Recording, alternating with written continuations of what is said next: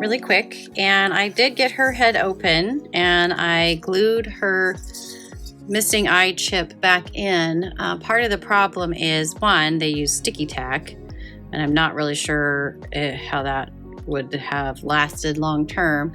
But the other problem is these black eye chips appear to be more raised than the standard chips. And I think every time you switch it, it bumps against these plastic components and pop it out.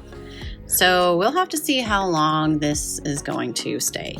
And while I have her half taken apart and the glue is drying, I thought I would touch up some of her face. I have my pencils sharpened this time. You may remember when I did Roxy's face, they were not sharp, and I was just being lazy.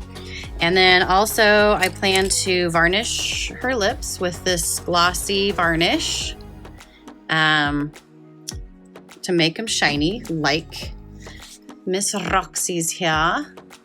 And then I'm also thinking about adding some more layers to her lips. Wait, her head's attached? Yes, here's her body. Oh, goodness. So these are some of my makeups I use for my Blythes. And I'm gonna probably use this palette. As you can see, it's in the rosier tones, which match her face better. And I might try to add just a little more depth to her lips. We'll see. I can tell her face has been sealed, so it should be fine. All right, so that's where we're at. I'm looking back, I can see all the signs I tried to fill in the cracks that were spread in my mind, but I was all out of hope, lost in an endless maze. The emptiness had unfolded just like a void, but you broke the coldness somehow and lit up a flame. Ooh,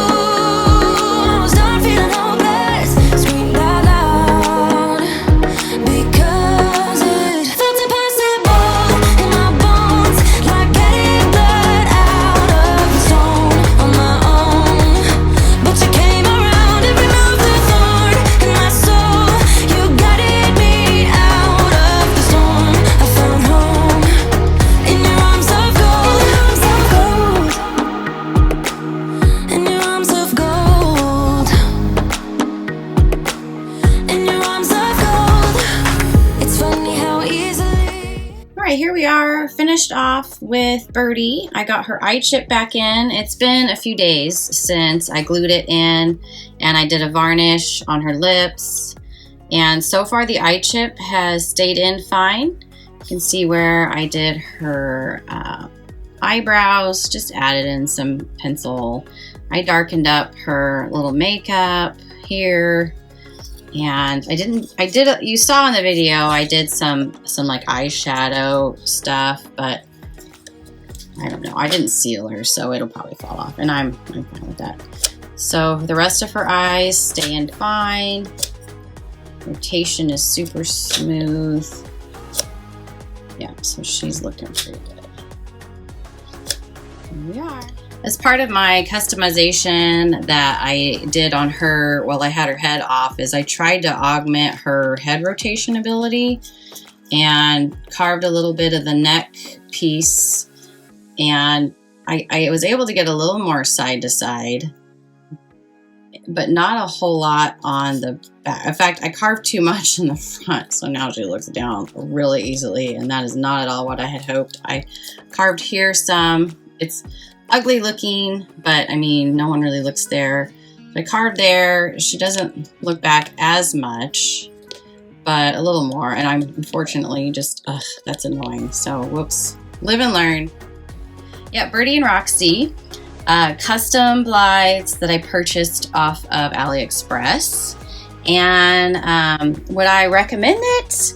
You know, they were more than I normally spend on AliExpress, but as far as customs go, way cheaper than purchasing one that's been really augmented and carved, and so it was nice to kind of experiment with a different kind of Blythe at a lower cost point. I think my next big investment in the Blythe world will be to purchase an actual Blythe. I've been kind of eyeing a few, and I think I'm going to probably get a Takara one first. And then later on, I'm going to try to get a Good Smell Company, which is the new production company for Blythes, and then that would be a fun comparison. But I really want to see how these factory AliExpress Blythes compare to an original.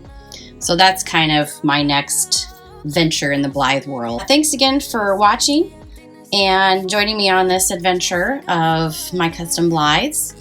And please let me know what you think. I'd love it if you'd like and comment and subscribe to my channel, and we can have more dolly fun together. All right, talk to you later. Bye.